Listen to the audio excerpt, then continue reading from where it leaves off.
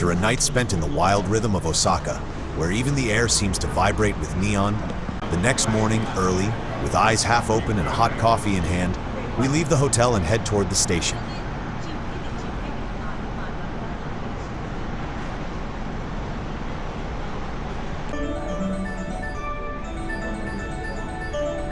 The train to Nara departs at dawn, and in less than an hour, the noise of the metropolis fades completely.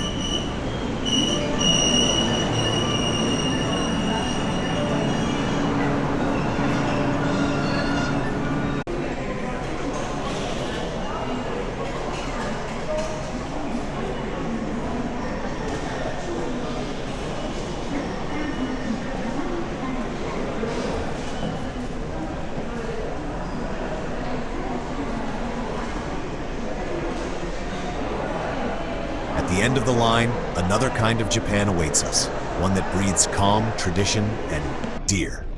Yes, the deer. They're the real stars here. Not the temples, not the parks, not even the tourists carrying cameras the size of a NASA telescope.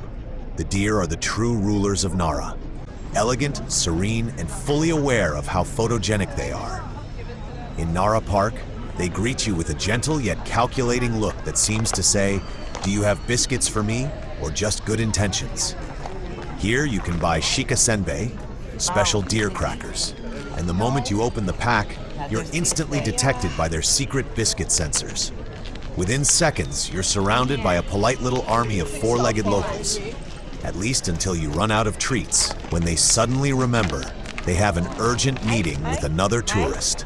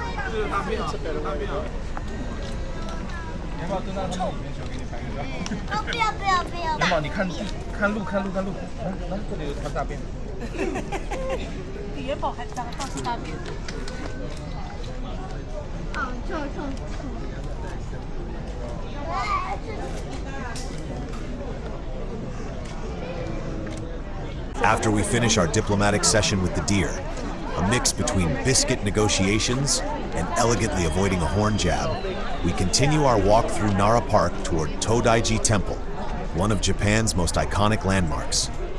At the end of the main path rises the imposing Nandaimon Gate, Nandaimon, the Great Southern Gate.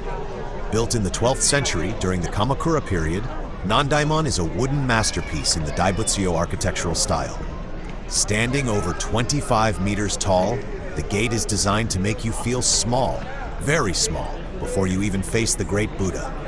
The gate has 3 large arches, and they're not just for decoration. They symbolize the passage from the ordinary world into enlightenment. Traditionally, only monks and sacred processions would walk through the central path, considered the pure way. On each side of the gate stand 2 colossal guardian statues, the Nio, Agyo, and Ungyo. With muscles sculpted like they belong in a mythological fitness magazine, these protectors seem ready to chase away any impure thought that crosses your mind. Each stands over 8 meters tall, with a facial expression that clearly says, meditate, don't mess around.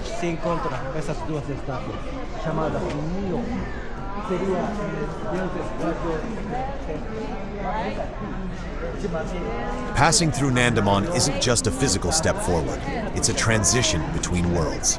From the noise of daily life into a space where everything feels suspended between earth and sky. And even if a curious deer still follows you from behind, you can't help but feel you've stepped, if only for a moment, into the spiritual heart of Japan. After passing through the Nandaimon Gate, another magnificent structure rises ahead. Chūmon, the Middle Gate, the second sacred threshold of the Tōdai-ji complex. Built in the traditional Hachimon style, it stands elegant and symmetrical, with a quiet solemnity that makes you instinctively lower your voice. It is said to face south according to Buddhist principles of harmony. Light and purity are believed to come from that direction.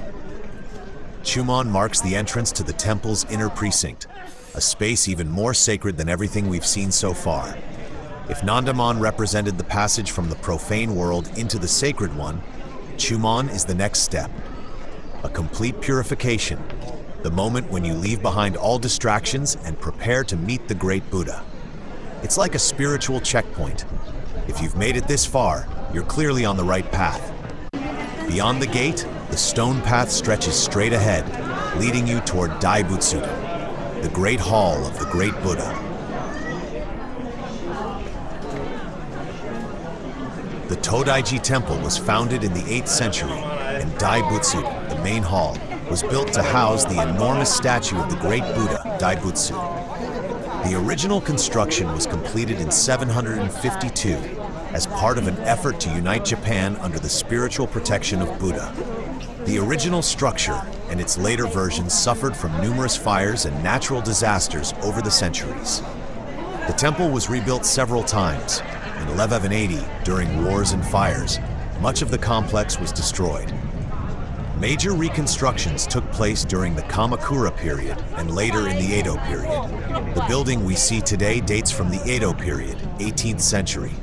Although smaller than the original, it remains awe-inspiring in scale and craftsmanship. Approximately 57 meters wide, 50 meters long, and 48 meters high, making it the largest wooden structure in the world.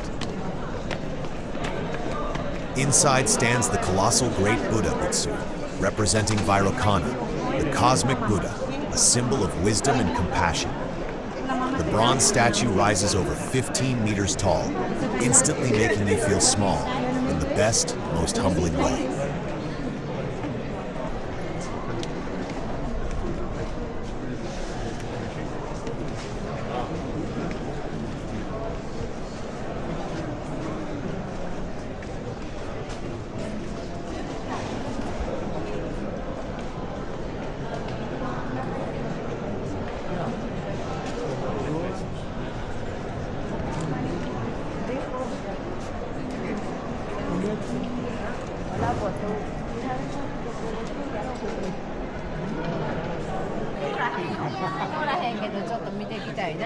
At the base of one of the hall's pillars, there is a hole the same size as the Buddha's nostril.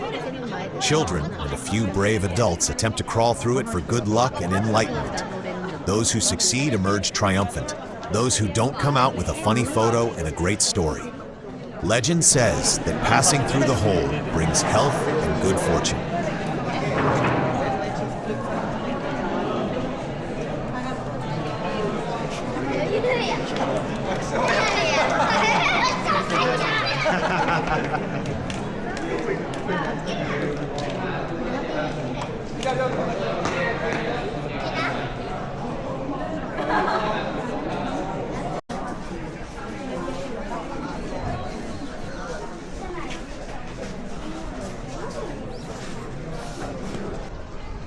We step out of Daibutsuden, leaving behind the gentle deer flicking their antlers and the quiet paths of Nara. The city has shown us history, spirituality, and a few lighthearted moments, but Japan still has more surprises in store. Next stop, Fushimi Inari Taisha, with thousands of endless orange torii gates, winding through the mountain like a path between worlds. Get ready for a walk through color, legend, and the living spirit of Japan.